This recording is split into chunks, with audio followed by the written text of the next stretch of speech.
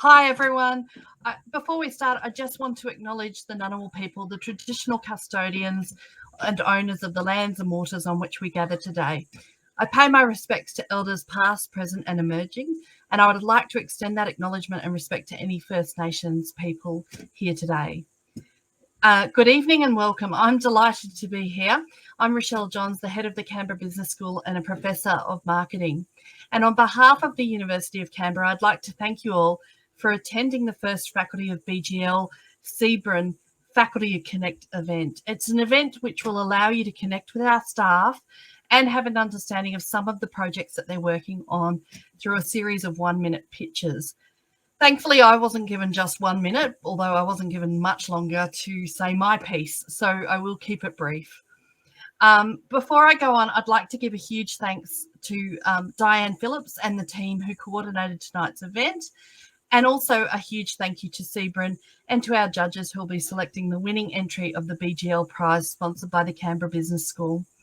The prize will support the goal presented in tonight's winning pitch. The University of Canberra's Faculty of Business, Government and Law excel at producing work-ready graduates. We integrate real work skills with theory, and this results in greater employability. In fact, according to Quilt data, our employability ratings have us ranked among the top for universities around the country for employability and starting salaries for our graduates. We are also one of Australia's top universities for overall educational experience in our discipline areas. Our faculty doesn't do this alone, however. We do this through our vital industry connections, our guest speakers, our course advisory groups, internship hosts, advisory boards, our partners for our research, and many other connections that we have. And that enables us to provide the education to our students, allowing them to hit the ground running when they graduate. Our industry connections also support our really important and industry relevant research. Because of this, the University of Canberra has grown in the rankings, and you've probably seen that in various global university rankings, we're just going higher and higher. We are now number 16 in the globally ranked young university rankings by Times Higher Education, and we'd love you to be a part of working with us. So this evening, we're seeking to strengthen our industry connections, and we'd love you to connect with us. I invite you to sit back and enjoy the pitches of our teams, and how it will work is there's a series of 60-second pitches, and then there'll be a couple of more people speaking, and then we will judge, and then we go back into that room where you really do feel like you're part of the room and part of the conversation. And so please feel free to enjoy. So over to Diane to introduce the pitches. Thanks, Michelle. Thanks, everybody. So welcome to the Business Government Law First Faculty Connect. And this is a pitching session. My name's Diane Phillips, and I'm just going to host the pitching session. So the purpose of today's session, as Rochelle has already said, is to provide the wider world insight into our research and our projects. So from our academic staff, from our PhD candidates, and also UC projects, business government internships for you to tap into, connect and collaborate with. So we're asking you, the audience, to concentrate today. So while the judges are in the digital green room and judging the best pitch, we're going to ask you to judge the People's Award. So in the chat later, you'll see a thing called Menti, and it'll ask you to judge the pitch. So the first two pitches tonight are examples from entrepreneurs who've connected up with BGL to give you an idea how it works. But before we get started, I just want to remind the presenters, when I start introducing you, please turn on your microphone and you'll see the little button come up to say it's your turn to present as well. So let me just scroll down into my little dot points here. Oh, you can hear that noise. That didn't work, right? So let's get started. And you'll see that Britt's putting some things in there for you to connect up with us generally. As well. So our first pitch is from Ian Bergman, who's provided us a video. Ian's from Balance Mat, and this is about how he connected up with UC. So Peter Ademic, the CEO of CBRN, spoke to me. I spoke to my network. Dr. Dimith Herath, who I hope is here, from robotics at UC, spoke to Ian. So now Ian has a robotics project for testing his balance mat. And he's also connected with a world-renowned balance academic expert. So one of the benefits of connecting with BGL, we're sort of a core element in the ecosystem as well. So Cameron, if you could please play Ian's video, that would be great. Some years ago, my mother had a fall in age. Oh, thanks very much, Ian, and thanks, Cameron, for popping that up. Our second entrepreneur tonight is Jamie Watson from Common Mission. Common Mission's purpose is to create an international network of entrepreneurs to drive down those critical challenges of our time. So an example of that is Hack for Defence. Over to you, Jamie. Hi, thanks, Diane. Let me earlier. The Common Mission project exists to lead the next age of entrepreneurship, harnessing exceptional minds to solve the critical challenges of our time.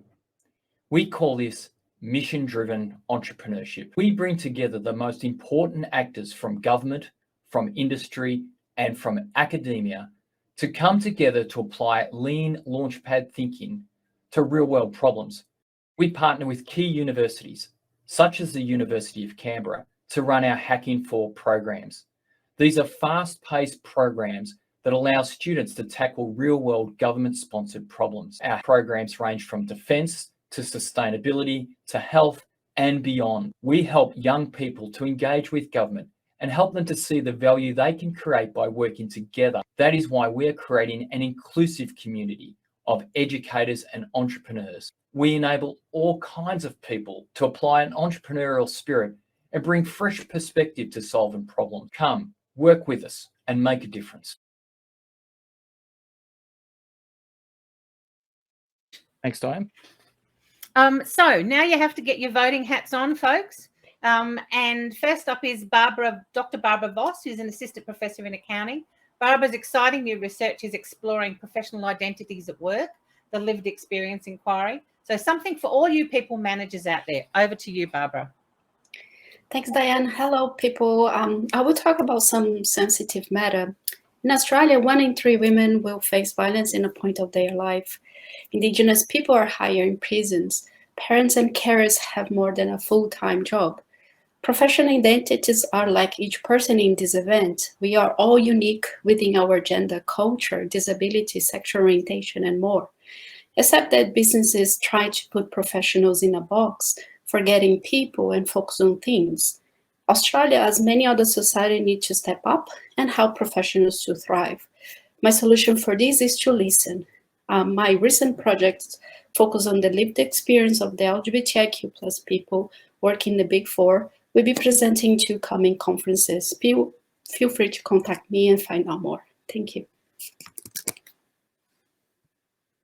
I have enough time. That was good. Fantastic. Well done. Thanks, Barbara. So next up is Dr. Jura Fatima. Jura is a senior lecturer at the Canberra Business School, and she's well trained. She's online already. So for all your hospitality and tourism people out there, Jura is talking about post-pandemic travellers, emphasis on hygiene practices. Take it away, Jura. Hi. Do you think life will be same after pandemic? How about your search criteria for next holiday package? Will it be the same as before pandemic? Probably the answer is no. That's why using neuromarketing technologies, I'm researching on how future travelers' search criteria is changing and how they're responding to COVID-safe messages. This research will help the tourism, aviation, and hospitality industries who are spending billions of dollars now to show the travelers that they are COVID-safe. At this stage, I'm looking for some industry collaborations to get access to their advertisement so that I can use that for my eye tracking monitor. And it will also be great to receive a small amount of fund to cover up the cost for paying my participants. Thank you.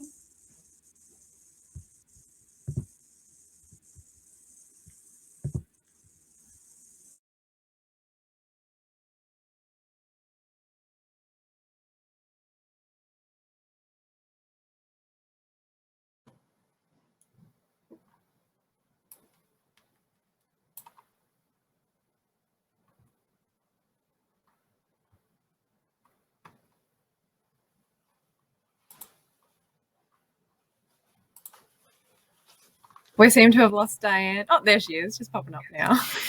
Sorry, slow. I kept turning myself on and off. So, okay. What Can you hear me? happened? Okay, great. Sorry, Tom. Sorry, Britt. Thanks. So Tom Chen is our BGL internship program convener. And I think that's about 12 different types of internships from memory. Tom's takeaway is that internships are a mutually benefit partnership so that industry, folks like you, and students can both meet their goals. So thanks, Tom. Tell us about internships for summer 2022 and beyond. So hello, thank Diane. Hello, everyone. I'm the internship program convener for the Canberra Business School. And together with my colleague, Greg Poland, we run the internship throughout the year with the support of our career UC colleagues. Our internship program enables our students to have a real-world experience before they enter the job market, and also part of our commitment as a civic university. We have 200 students joining our program this year.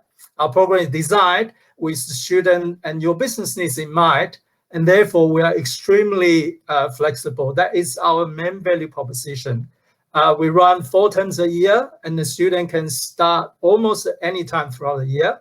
We have 75 to 150 placement hours, as well as 6 months paid internship program, and we can do face-to-face or the virtual.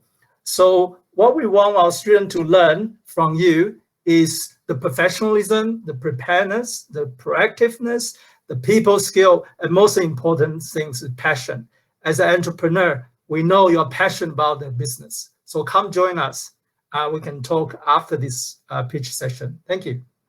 Thanks, Tom. Thanks very much. I'm sure there'll be lots of people that want to talk to you. So anyway. No problem. So hello, Michaela. Michaela Vanguard is a PhD student in law, and I've been talking to 2 or 3 law people that are going to catch up with you, Michaela.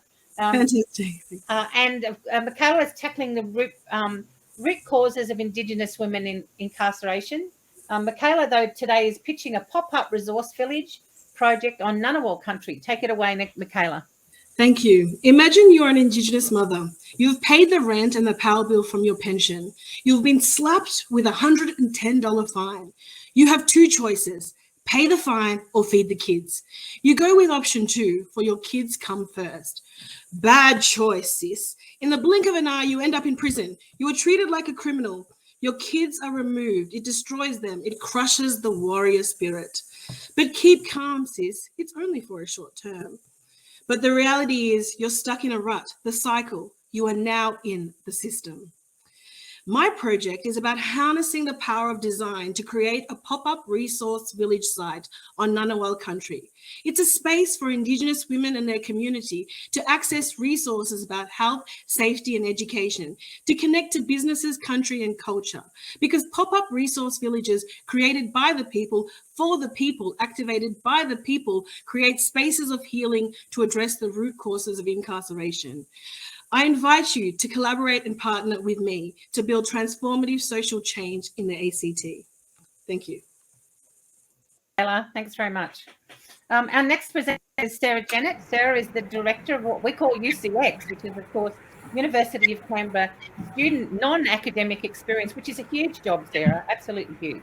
So things like food and beverage, live music, overall campus life as well. So in 2019 and 2020, UCX started a points-based system for a food pantry with no charge to the students, supporting them during times of crisis. So then 2021, Food Pantry went click and collect, and Sarah tonight is pitching to add to their great work to do with the Food Pantry to help improve supply chain through a community garden. Take it away, Sarah. Thanks, Diane, and good evening, everyone. As Diane discussed, things like the bushfire and the pandemic have arrived, and we know our vulnerable people have experienced challenges with our students, particularly things like job losses. As Diane mentioned, UCX introduced the Food Pantry, and this is to supply basic grocery, fresh produce and personal hygiene products to students in need at no cost. And now we're looking to establish a garden to grow the produce for the pantry. The Food Pantry operates much like a supermarket. It's on a points-based value system where students can spend their points each week to supplement their basic needs. And it's funded by a combination of university support and corporate donations, and staffed by professional staff as well as volunteer. The evidence is really clear and there is an ongoing need. So we're reaching out to the broader community for support. This can be provided in the form of financial donations, contributions of product or in kind, and volunteering. We've got some fabulous sponsors such as 3 Mills Bakery, Oz Harvest, Give It and others. So why not jump on board and help? We'd love to discuss it more with you, and you can reach out to us from the links in the chats. Thank you. Thanks. And I know some of my students have been benefiting from that as well. Our next picture is Dr. Ben Frayens. Ben is an associate professor of economics. Don't hold that against him. He's the acting head of school of what we call SCOPES, which is our politics, sociology and economics school.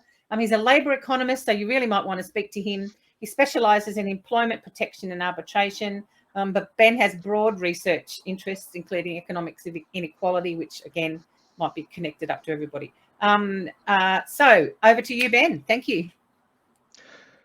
A former Chief Justice of the High Court called judicial independence the priceless possession of nations. It ensures public officials serve the public interest. Their processes and policies comply with principles of natural justice and procedural fairness. All governments are sometimes tempted to tinker with judicial independence. The EU row with Poland appointing party officials to its constitutional court is the latest illustration. Could this happen in Australia, and how could we detect it? Well, this is where applied economics research can help. For instance, by analysing 3,000 unfair dismissal decisions by Fair Work commissions, I found Labour Party and LNP appointed commissioners decide similar cases differently about 10% of the time, which is a substantial variation. In future research, I'd like to explore similar questions in other areas of the law, but I need data and collaborators.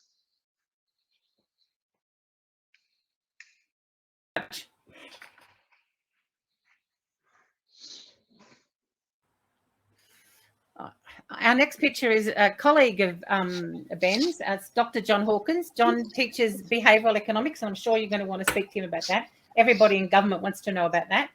John's research is in monetary policy, Australian political and economic history, and John's a frequent contributor to the conversation, which I'm sure you've looked at. He's pitching today about Canberra's economic history. Take it away, John. Thank you.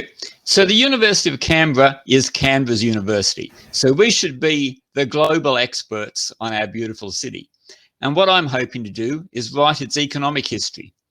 I want to tell the story from the Ngunnawal Dreamtime to its halting progress to being the national capital.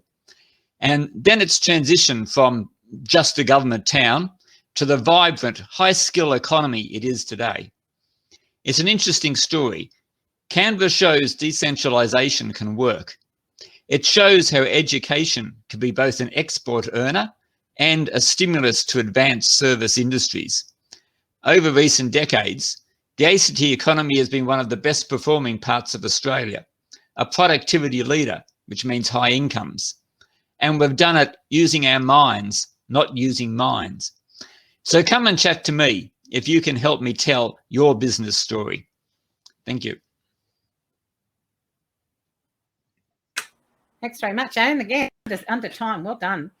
Our next presenter is Dr. Irfan Khan. Irfan is an assistant professor in marketing, and I know there's lots of people that want to talk to you, Irfan. Irfan's pitching a digital marketing hub for students to support small business, and I guess that's pretty important given the last couple of years. So over to you, Irfan. Hi, everyone. My name is Irfan, and I teach digital marketing at UC CBS. Recently, one of my digital marketing students developed a website template for an assignment and subsequently donated the template to a local community-based organization. This is where the idea of digital marketing hub was born. I am seeking funding and collaboration to establish a digital marketing hub where our students can pass on their knowledge gained from the digital marketing course back to the community and create value for our local businesses. Are you a small business struggling to find your fit in the digital space? Our digital hub can assist you to develop and implement internet marketing strategies that will deliver results for your business. We can help you to drive traffic to your social media channels and websites. For UC-CBS students, this initiative will set them up as your next marketing superstar. Please get on board and we will get you going in the digital space. If you want to know more, please come and chat with me after the event. It's all about giving back to the community, and the time is now. Thank you. Thanks, Irfan. That's great. Our final presenter, who you may know from Millhouse, is Cindy Mitchell. Cindy is an adjunct associate professor at UC. She's a PhD student at Swinburne, and she's pitching tonight about Aboriginal women in entrepreneurship in the Kimberley. Take it away, Cindy. Bill Gates, Elon Musk, the men in that tiny picture on the left there are known the world over for the wealth that they've created. Now that painting on the right is Barramundi Dreaming, and it represents a form of wealth creation that is 80,000 years old at least. Now, many people view Indigenous entrepreneurship as a tool to relieve endemic poverty and disadvantage. However, in doing so, they risk imposing a conceptualization of entrepreneurship formed by middle-aged white men that can be hostile to Indigenous ways of knowing and being. In my research, I'm embedded with Maganda Makers, a collective of Kimberley Aboriginal women business leaders. Together, we are documenting their entrepreneurial motivations, process, barriers from their standpoint. Our goal is to encourage more Indigenous women to venture on their terms and to improve the quality of future economic development interventions in our regions. If you'd like to learn more, let's have a chat. And perfectly timed. Well done. So thank you to all of our presenters, and thank you to Britt and Cameron for their help with all of those in the chat. Look, so if you want to catch up with somebody, all of their details are in the chat for you. So the judges now are off judging the best pitch, and I'm shortly the Menti link will come into the chat for you to vote for your people's prize, the first pitch. But while that's happening, I wanted to say thank you. So before the pitches this afternoon, between 2 and 4, all of our presenters were sent a pizza customized with the BGL Business, Government and Law stickers. And so Domino's from Bruce, Mitch and Todd, who were the owners, customized the pizza in the box and sent them a pizza. So thanks to them. Thanks to the Sebron team for this, helping with this inaugural Business, Government and Law Faculty Connect. Thanks to Kevin and Sylvia, the 2 students, MBA students, who, by the way, are now looking for jobs, and who are in the room, and they assisted the BGL team. Thanks to Nilima and Justin from the BGL team. So all in all, it was a big teamwork effort. So thanks, everybody, very much. Over to you, Britt, now for the Lucky Door Prize. So at our Connect events, we like to give a Lucky Door prize. And to be eligible, all you have to do is register and show up. So we like to reward people who have done both. And I have entered through the people in the room in a randomized Lucky Door picker, and we have Diego Sosa. Congratulations, Diego. I'll hit you up in the chat, and we'll send you out a beautiful Altina Drinks taster pack. So thank you for registering, and thank you for coming along. Thanks, Britt. That's great. Diego is one of my MBA students from last semester, so that's good news as well. So we were about to have our Dean, Wendy Lacey, come and talk to us. She seems to be having internet problems. So I keep getting messages and emails and text messages and all sorts of things. So I'm going to ask Rochelle to come back on and just say a few closing remarks. Are you there, Rochelle?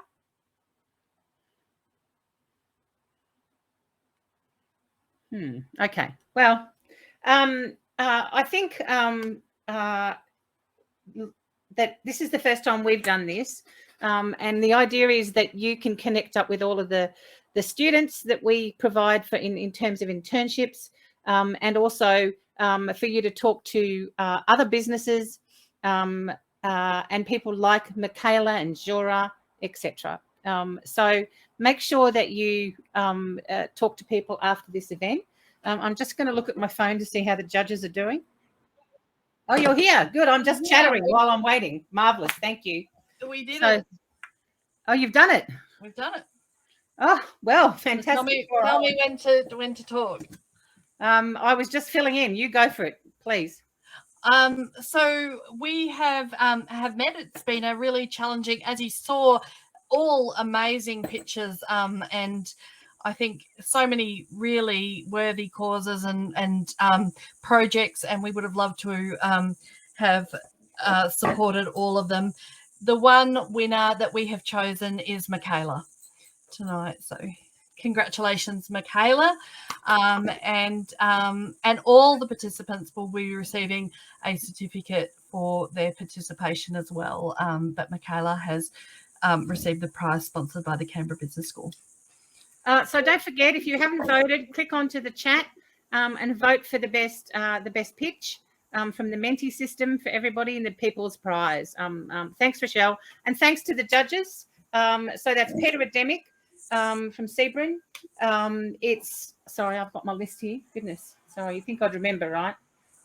Rochelle, yourself, Graham Catt, the CEO of the Canberra Business Chamber, and Serena Bird from Joyful Business Club. So thanks very much for putting all your time and effort into that. I was watching all the messages come in and as well. So while we're waiting just a second for so BGL's got a couple of other serious projects I wanted to touch base on. First is from the Institute of Governance Policy and Analysis, and it's about reforming democracy. So connecting to Parliament, and a second project, democratizing resilience, can't even say it. And they're both real life projects that will inform and advance democracy in Australia. And of course, you probably know that Business, Government and Law at UC has what's called the 50-50 Foundation within it. And that's a broad agenda to aim at creative and accessible urgent public discourse around gender equality. Anyway, so thank you very much, everybody. And thank you to all of you in the audience.